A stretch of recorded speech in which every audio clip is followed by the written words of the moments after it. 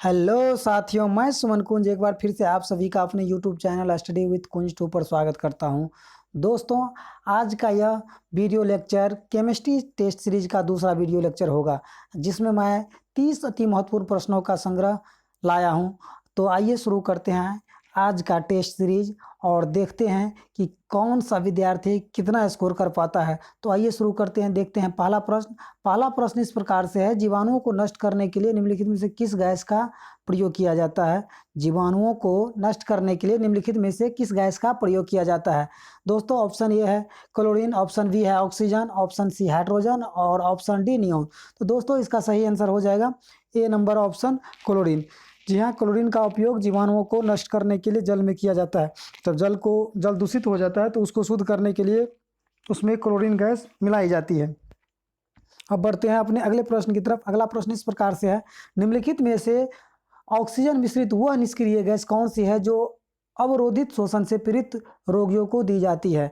Option A है helium, option B krypton, option C radon और option D argon. तो दोस्तों, इसका सही आंसर हो जाएगा A number option helium. Helium gas वह अक्रिय गैस है जिसमें यदि किसी को सांस लेने में दिक्कत होती है तो उसको जब कृत्रिम ऑक्सीजन दी जाती है तो उसमें ऑक्सीजन के साथ हीलियम को मिलाया जाता है।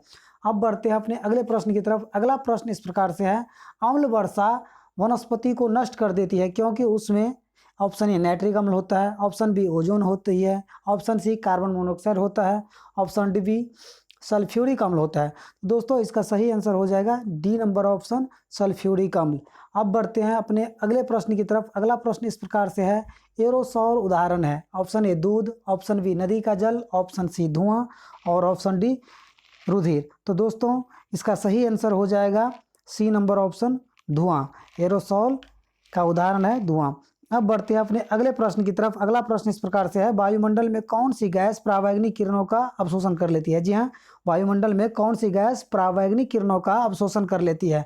ऑप्शन ए है ozone, option B methane, option C nitrogen और ऑप्शन डी हीलियम। तो दोस्तों, इसका सही आंसर हो जाएगा ए नंबर ऑप्शन ओजोन। अब बढ़ते हैं अगले प्रश्न की तरफ। अगला प्रश्न इस प्रकार से है, कृत्रिम वर्षा या मेघ विजन के लिए प्रायः प्रयोग किए जाने वाले रासायनिक द्रव्य है। दोस्तों, इसमें पूछा गया है कि कृत्रिम वर्षा या फिर मेघ विजन के लिए प्रायः किसका प्रयोग किया जाता है। ए नंबर ऑप्शन है silver iodide, B number option है sodium chloride, C number option है सूखी बर्फ और डी नंबर ऑप्शन है उपयुक्त सभी। तो दोस्तों, इसका आंसर हो जाएगा सिल्वर आयोडाइड। सिल्वर आयोडाइड का प्रयोग कृत्रिम वर्षा कराने के लिए किया जाता है। अब बढ़ते हैं अपने अगले प्रश्न की तरफ। अगला प्रश्न इस प्रकार से है, निम्नलिखित में से कौन सा पिरकनाशी ओजोन का ह्रास करती है। पूछा गया है कि कौन सा ऐसा पिरकनाशी है जो ओजोन परत को हानि पहुंचाती है। ऑप्शन ए है DDT, option B benzene, option C methyl bromide और ऑप्शन डी है एथिलीन ओजोनाइड। तो दोस्तों, इसका सही आंसर हो जाएगा methyl bromide. Option C number इसका करेक्ट आंसर हो जाएगा। अब बढ़ते हैं अगले प्रश्न। अगला प्रश्न इस प्रकार से है, हाइड्रोजन बम किस सिद्धांत पर आधारित है। जी हाँ, हाइड्रोजन बम को किस सिद्धांत पर बनाया गया। ऑप्शन ए है नियंत्रित विखंडन अभिक्रिया, ऑप्शन बी है अनियंत्रित विखंडन अभिक्रिया, ऑप्शन सी है नियंत्रित संलयन अभिक्रिया और ऑप्शन डी अनियंत्रित संलयन अभिक्रिया। तो दोस्तों, इसका सही आंसर हो जाएगा डी नंबर ऑप्शन अनियंत्रित संलयन अभिक्रिया। अब बढ़ते हैं अगले प्रश्न की तरफ। अगला प्रश्न इस प्रकार से है, अगला प्रश्न नम्मा प्रश्न जो कि इस प्रकार है, हाइड्रोजन बम किसने विकसित किया था। ऑप्शन ए है J Robert Oppenheimer, option B है Edward Teller, option C Samuel Cohen और ऑप्शन डी इनमें से कोई नहीं। तो दोस्तों, इसका सही आंसर हो जाएगा B number option Edward Teller. जी हाँ, एडवर्ड टेलर ने हाइड्रोजन बम को विकसित किया था। अब बढ़ते हैं अगले प्रश्न 10वें प्रश्न की तरफ। 10वां प्रश्न इस प्रकार से है, सूर्य की ऊर्जा का मुख्य कारण क्या है। जी है, सूर्य में जो इतनी ऊर्जा पाई जाती है उसका मुख्य कारण क्या है। ऑप्शन ए है नाभिकीय विखंडन, ऑप्शन बी है विखंडन नाभिकता, ऑप्शन सी उष्मा और ऑप्शन डी नाभिकीय संलयन। तो दोस्तों, इसका सही आंसर हो जाएगा नाभिकीय संलयन। अब बढ़ते हैं अपने अगले प्रश्न की तरफ। अगला प्रश्न इस प्रकार से है, प्लास्टर ऑफ पेरिस किसके आंशिक निर्जलन से बनाया जाता है। ऑप्शन ए एप्सम लवण, ऑप्शन बी जिप्सम लवण, ऑप्शन सी नीला तोता और ऑप्शन डी हरित कोचर। तो दोस्तों, इसका सही आंसर हो जाएगा जिप्सम लवण। जिप्सम लवण से प्लास्टर ऑफ पेरिस बनाया जाता है। अब बढ़ते हैं अगले प्रश्न की तरफ। अगला प्रश्न इस प्रकार से है, 12वां नंबर प्रश्न, तरल अवस्था में पाई जाने वाली अधातु है। जी हाँ, पूछा गया कि कौन सा ऐसा अधातु है जो तरल अवस्था में पाई जाती है। Option A bromine, option B nitrogen, option C fluorine और ऑप्शन डी क्लोरीन। तो दोस्तों इसका सही आंसर हो जाएगा ब्रोमीन। ब्रोमीन एक ऐसा धातु है जो द्रव अवस्था में या तरल अवस्था में पाई जाती है। अब बढ़ते हैं अगले प्रश्न की तरफ। अगला प्रश्न इस प्रकार से है, हाइड्रोजन में सबसे अधिक अभिक्रियाशील है। पूछा गया है कि हाइड्रोजन ग्रुप में सबसे अधिक अभिक्रियाशील या क्रियाशील कौन सा होता है। ऑप्शन ए है fluorine, option B chlorine, option C bromine और ऑप्शन डी आयोडीन। तो दोस्तों इसका सही आंसर हो जाएगा ए नंबर ऑप्शन फ्लोरीन। अब बढ़ते हैं अगले प्रश्न की तरफ। अगला प्रश्न इस प्रकार से है, निम्नलिखित में से कौन सा तत्व रेडियो एक्टिव नहीं है। जी हाँ, पूछा गया है कि इनमें से कौन सा ऐसा तत्व है जो रेडियो एक्टिव नहीं है। ए नंबर ऑप्शन है यूरेनियम, ऑप्शन बी है थोरियम, ऑप्शन सी है प्लूटोनियम और ऑप्शन डी है जर्कोनियम। तो दोस्तों ऊपर वाले तीनों जो है रेडियो एक्टिव तत्व है, तो इसका सही आंसर हो जाएगा डी नंबर ऑप्शन जर्कोनियम। अब बढ़ते हैं अगले प्रश्न। अगला प्रश्न इस प्रकार से है, हरे फलों को कृत्रिम रूप से पकाने के लिए प्रयुक्त गैस है। पूछा गया है कि यदि कोई कच्चा फल है उसको हम पकाना चाहे तुरंत, तो उसको किस गैस के प्रयोग से हम लोग पका सकते हैं। ए नंबर ऑप्शन है एथिलीन, ऑप्शन बी है एसिटिलीन, ऑप्शन सी इथेन और ऑप्शन डी मीथेन। तो दोस्तों इसका सही आंसर हो जाएगा एथिलीन। अब बढ़ते हैं अगले प्रश्न की तरफ। अगला प्रश्न इस प्रकार से है, रासायनिक रूप से मिल्क ऑफ मैग्नीशिया क्या होता है। जी हाँ, मिल्क ऑफ मैग्नीशिया में क्या मौजूद होता है। Option A magnesium carbonate, option B sodium bicarbonate, option C calcium hydroxide और ऑप्शन डी मैग्नीशियम हाइड्रोक्साइड। तो दोस्तों इसका सही आंसर हो जाएगा D number option magnesium hydroxide. अब बढ़ते हैं अपने अगले प्रश्न की तरफ। अगला प्रश्न इस प्रकार से है, उर्वरकों के निर्माण में निम्नलिखित में से कौन सा तत्व प्रयोग में लाया जाता है। जी हाँ, यदि हमको उर्वरक बनाना हो तो उसके लिए कौन सा तत्व अधिक मात्रा में यूज किया जाएगा या किसका उपयोग किया जाएगा इनमें से।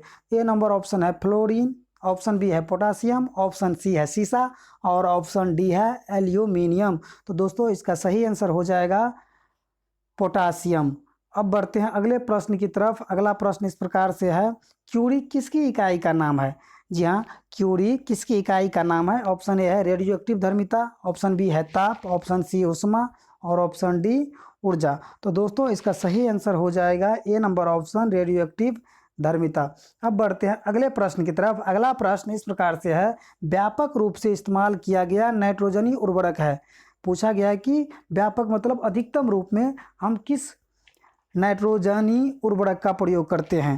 तो ऑप्शन ए है अमोनियम नाइट्रेट, ऑप्शन बी है urea, option C ammonium sulphate and D nitrolime. तो दोस्तों इसका सही आंसर हो जाएगा यूरिया, क्योंकि खेती में अधिकतर जो है यूरिया खाद का प्रयोग किया जाता है। यूरिया से ही निर्मित विभिन्न प्रकार के खाद का उपयोग खेती में की जाती है। अब बढ़ते हैं अपने अगले प्रश्न की तरफ। नाइट्रोजन युक्त उर्वरक के उत्पादन का मुख्य स्रोत क्या है। नाइट्रोजन युक्त उर्वरक के उत्पादन का मुख्य स्रोत क्या है। ऑप्शन ए है अमोनिया, ऑप्शन बी नाइट्रिक अम्ल, ऑप्शन सी नाइट्रोजन और ऑप्शन डी नाइट्रोजन ऑक्साइड। पूछा गया प्रश्न है कि नाइट्रोजन युक्त उर्वरक, ऐसा उर्वरक जिसमें नाइट्रोजन पाया जाता है, वो किससे मुख्य रूप से बनाया जाता है। तो दोस्तों इसका सही आंसर हो जाएगा सी नंबर ऑप्शन नाइट्रोजन। अब बढ़ते हैं अपने अगले प्रश्न की तरफ। अगला प्रश्न इस प्रकार से है, किसके साथ कास्टिक सोडा को उबालकर साबुन तैयार किया जाता है। जी हाँ, कास्टिक सोडा को किसके साथ उबालकर साबुन तैयार किया जाता है। Option A alcohol, option B मिट्टी का तेल, ऑप्शन सी ग्लिसरीन और ऑप्शन डी वसा। तो दोस्तों इसका सही आंसर हो जाएगा सी नंबर ऑप्शन ग्लिसरीन। अब बढ़ते हैं अगले प्रश्न की तरफ। अगला प्रश्न इस प्रकार से है, भोपाल गैस त्रासदी किस गैस के कारण घटी थी। Option A phosgene, option B carbon monoxide, option C methyl isocyanate और ऑप्शन डी क्लोरीन। तो दोस्तों इसका सही आंसर हो जाएगा C number option methyl isocyanate.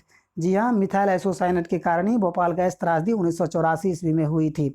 अब बढ़ते हैं अगले प्रश्न की तरफ। अगला प्रश्न इस प्रकार से है, बारूद किस किस का मिश्रण है। ऑप्शन ए बालू और टीएनटी का, ऑप्शन बी टीएनटी और चारकोल का, ऑप्शन सी नाइटर सल्फर और चारकोल का, ऑप्शन डी सल्फर बालू और चारकोल का। तो दोस्तों इसका सही आंसर हो जाएगा C number option nitre sulphur और चारकोल का। अब बढ़ते हैं अपने अगले प्रश्न की तरफ। अगला प्रश्न इस प्रकार से है, उत्प्रेरक वह पदार्थ है जो अभिक्रिया की दर को बढ़ाता है, अभिक्रिया की दर को घटाता है, अभिक्रिया की दर को प्रभावित नहीं करता है, और ऑप्शन डी उपयुक्त में से कोई नहीं। तो दोस्तों उत्प्रेरक का कार्य होता है किसी अभिक्रिया की दर को बढ़ाना, तो इसीलिए इसका सही आंसर हो जाएगा ए नंबर ऑप्शन। अब बढ़ते हैं अपने अगले प्रश्न की तरफ। अगला प्रश्न इस प्रकार से है, ग्रीन हाउस गैस है। जी हाँ, पूछा गया है ग्रीन हाउस गैस है। ए नंबर ऑप्शन है carbon dioxide, B number option है sulphur dioxide, C number nitric oxide और डी नंबर एथेन। तो दोस्तों इसका सही आंसर हो जाएगा A number option carbon dioxide. अब बढ़ते हैं अपने अगले प्रश्न की तरफ। अगला प्रश्न इस प्रकार से है, ओजोन परत का अपक्षय मुख्यतः किस कारण से होता है। जी हाँ, हमारे वायुमंडल में जो ओजोन परत पाई जाती है उसका अपक्षय किस कारण से होता है। ए नंबर ऑप्शन है ज्वालामुखी उद्भेदन, ऑप्शन बी नंबर है विमानन ईंधन, ऑप्शन सी है रेडियोधर्मी किरणें और ऑप्शन डी है क्लोरोफ्लोरोकार्बन। तो दोस्तों इसका सही आंसर हो जाएगा ऑप्शन डी क्लोरोफ्लोरोकार्बन। अब बढ़ते हैं अपने अगले प्रश्न की तरफ। अगला प्रश्न इस प्रकार से है, वायु का मुख्य घटक है। जी हाँ, पूछा गया है वायु का मुख्य घटक है। A number option nitrogen, B number carbon dioxide, option C oxygen और ऑप्शन डी हाइड्रोजन। तो दोस्तों इसका सही आंसर हो जाएगा ए नंबर ऑप्शन, क्योंकि वायुमंडल में 78% नाइट्रोजन ही पाया जाता है। इसके बाद ऑक्सीजन लगभग 21% के आसपास पाया जाता है, कार्बन डाइऑक्साइड है 0.03% पाया जाता है। तो इसीलिए वायु का मुख्य संघटक हो गया नाइट्रोजन। अब बढ़ते हैं अपने अगले प्रश्न की तरफ। 28वां प्रश्न इस प्रकार से है, बोन एस में होता है। ए नंबर ऑप्शन है कैल्शियम सल्फेट, ऑप्शन बी है फास्फोरिक एसिड, ऑप्शन सी है कैल्शियम फॉस्फेट और ऑप्शन डी है कैल्शियम हाइपोफॉस्फेट। तो दोस्तों इसका सही आंसर हो जाएगा C number option calcium phosphate. अब बढ़ते हैं अपने अगले प्रश्न 29वां प्रश्न की तरफ। 29वां प्रश्न इस प्रकार से है, गैसों के निम्न समूह में से कौन सा हरित घर प्रवाह में योगदान करता है। ऑप्शन ए है कार्बन डाइऑक्साइड और मीथेन, ऑप्शन बी है अमोनिया और ओजोन, ऑप्शन सी है कार्बन मोनोऑक्साइड और सल्फर और ऑप्शन डी नंबर है कार्बन टेट्राफ्लोराइड और नाइट्रस ऑक्साइड। तो दोस्तों एक बार प्रश्न को फिर से देख लीजिए, हरित घर प्रवाह में। तो दोस्तों इसका सही आंसर हो जाएगा A number option carbon dioxide और मीथेन। अब बढ़ते हैं अगले प्रश्न की तरफ। अगला प्रश्न इस प्रकार से है, गोबर गैस में मुख्यतः क्या होता है। ऑप्शन ए है carbon di monoxide, option B carbon monoxide, option C hydrogen sulphide और ऑप्शन डी मीथेन। तो दोस्तों गोबर गैस में मुख्यतः मीथेन पाया जाता है, इसीलिए इसका सही आंसर हो जाएगा मीथेन। तो इस प्रकार से हमने 30 प्रश्नों का सेट पूरा कर लिया। आशा करता हूं कि यह प्रश्न आपको पॉलिटेक्निक एवं ITI प्रवेश परीक्षा 2020 में मदद करेगा। यदि आप मेरे साथ अपने प्रश्नों का जवाब दिए हैं और यदि आपका जवाब 20 और 25 के बीच में आपका आंसर सही होता है तो आपकी तैयारी बहुत ही बढ़िया है, क्योंकि यह जो मैंने प्रश्न लिया है यह बहुत ही हाई क्लास का प्रश्न है। ऐसे प्रश्न होने का मतलब है कि आपकी तैयारी बहुत ही अच्छी है और आप सही दिशा में तैयारी कर रहे हैं। यदि आपका जवाब 15 और 20 प्रश्न के बीच में है तो आपको थोड़ी मेहनत करने की आवश्यकता है। तो इसीलिए सभी आदमी अपने लक्ष्य को प्राप्त करने के लिए मेहनत करते रहिए और मेरे चैनल से जुड़िए ताकि मैं ऐसे ही वीडियो आप सबों के बीच ला सकूं। धन्यवाद।